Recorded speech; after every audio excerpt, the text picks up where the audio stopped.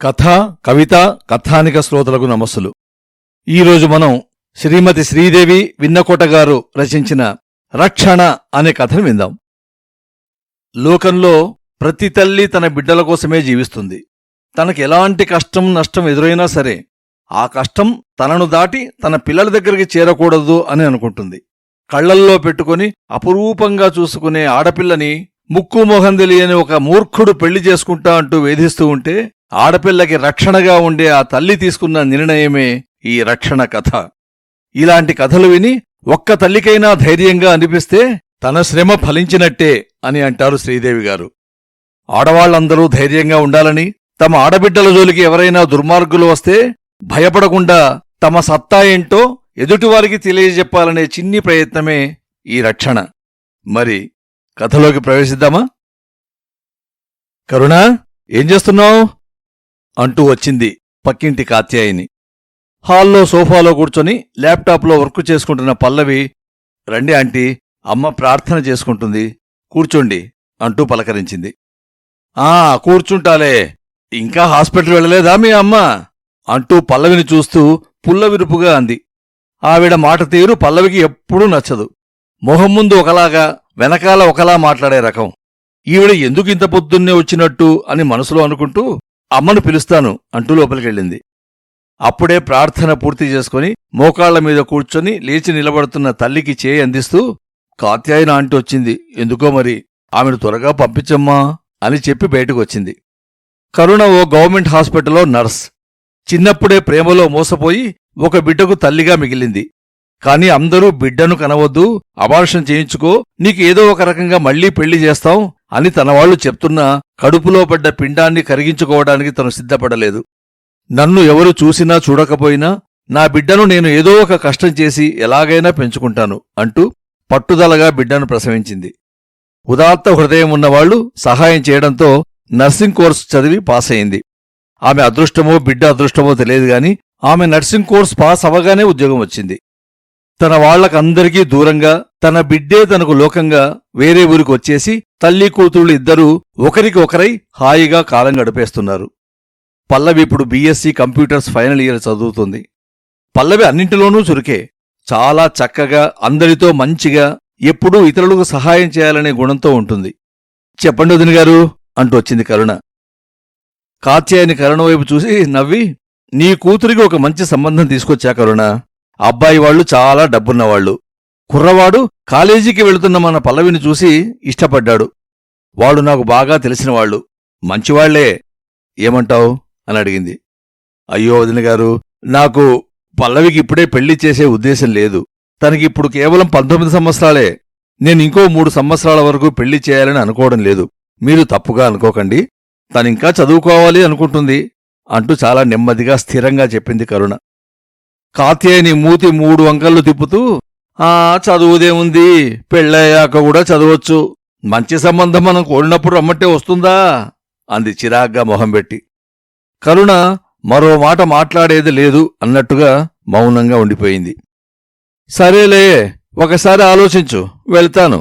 ఈ విషయం చెప్పాలనే వచ్చాను అంటూ విసురుగా వెళ్ళిపోయింది. పల్లవి తల్లి దగ్గరకొచ్చి, ఈవిడికి అంత ఇంట్రెస్ట్ ఏంటమ్మా నా పెళ్లి గురించి అంది. పల్లవి, అవన్నీ తర్వాత ఆలోచిద్దాం, ముందు పద టిఫిన్ చేద్దాం, టైం అవుతుంది కదా అంటూ వంటగదిలోకి దారితీసింది. తర్వాత కాలేజీకి వెళుతున్న పల్లవి వెంట కాత్యాయనిని పెళ్లి మాటలకు పంపించిన పల్లవినిష్టపడిన వ్యక్తి పల్లవికి ఎదురుపడ్డాడు. అతడు అతడి వాటం చూస్తూనే భయం గొలిపేలా ఉన్నాడు. హాయ్ పల్లుడియర్, మీ అమ్మ మనకి అప్పుడే పెళ్లి చేయను అందట. మనం ఎక్కడికైనా వెళ్ళిపోయి పెళ్లి చేసుకుందామా అన్నాడు వెకిలిగా నవ్వుతూ. పల్లవికి అతన్ని చూస్తూనే రోతగా వెగటుగా అనిపించింది. కనీసం అతని వంక చూడను కూడా చూడకుండానే ముందుకు సాగిపోయింది. మీ ఆడోళ్ళందరూ ఇంతేనే, మెళ్ళో తాళిపడ్డాక మొగుడి దగ్గరే కుక్కిన పేనుల్లా పడి ఉంటారు. అప్పటి వరకు ఎన్ని నకరాలు చేస్తారో చెయ్యి అంటూ ఆమె వెళ్లిన వైపే చూస్తూ ఉండిపోయాడు జగ్గు అని పిలువబడే జగదీష్. సాయంత్రం హాస్పిటల్ నుంచి కరుణ ఇంటికి వచ్చేసరికి డల్గా ఉన్న పల్లవిని చూస్తూ, ఏమైందమ్మా అలా ఉన్నావు అంది లాలనగా పల్లవిని దగ్గర తీసుకుంటూ. వాడెవడో నన్ను వాడెవడో నన్ను చాలా రోజుల నుంచి పెళ్లి చేసుకుంటాను అంటూ నా వెంట పడుతున్నాడమ్మా.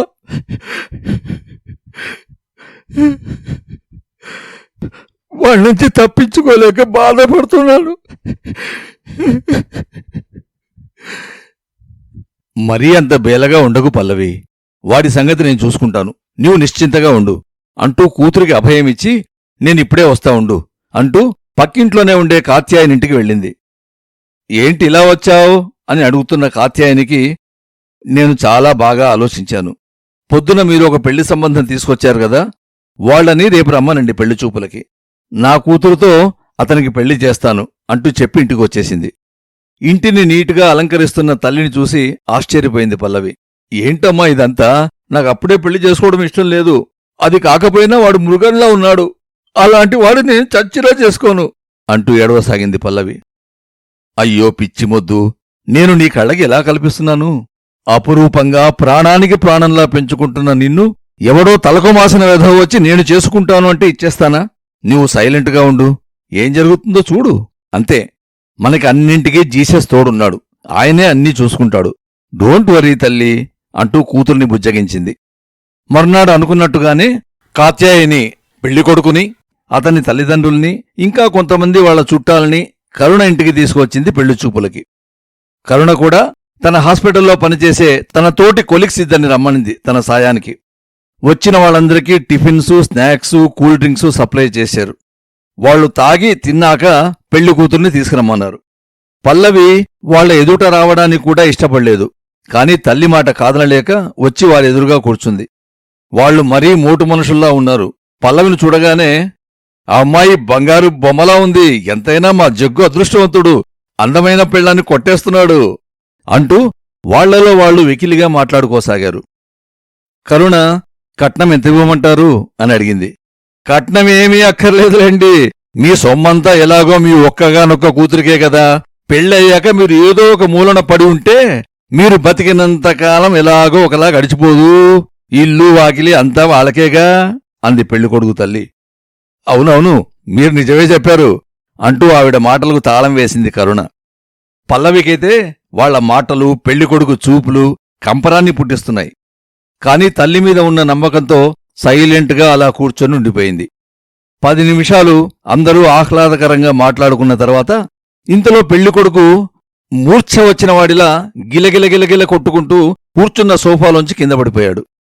అందరూ గాబరా పడిపోతూ, అయ్యో జగ్గుకేమైంది అంటూ కంగారు పడిపోయారు. కరుణ వాళ్ళందర్నీ పక్కకి తప్పుకోమని జగ్గును పరీక్షించింది. నాకు తెలియట్లేదు, ఇంతకుముందు ఎప్పుడైనా ఇలా జరిగిందా అంటూ ఇతన్ని హాస్పిటల్కి తీసుకెళ్లాలి వెంటనే. ఉండండి, రిలీఫ్ కోసం ఇంజెక్షన్ చేస్తాను అంటూ అతనికి ఇంజెక్షన్ చేసి తమ హాస్పిటల్ అంబులెన్స్కి కాల్ చేసి అతని హాస్పిటల్కి తరలించారు.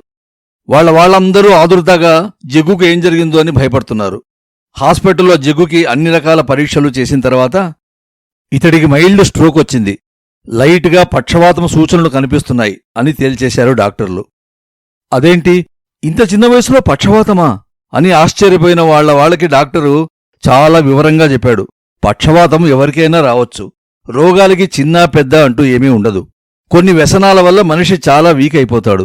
మెదడు అన్ని అవయవాలకు ఇవ్వాల్సిన సజెషన్స్ ఇవ్వదు. అప్పుడు సజెషన్స్ ఇవ్వని అవయవాలు సరిగా పనిచేయవు. అలా పనిచేయని అవయవాలకే పక్షవాతం వస్తుంది. ఇతడు కొంచెం సీవియర్గానే వచ్చింది. ఈ పక్షవాతం నుంచి ఇతను కోలుకోవడానికి చాలా టైం పడుతుంది.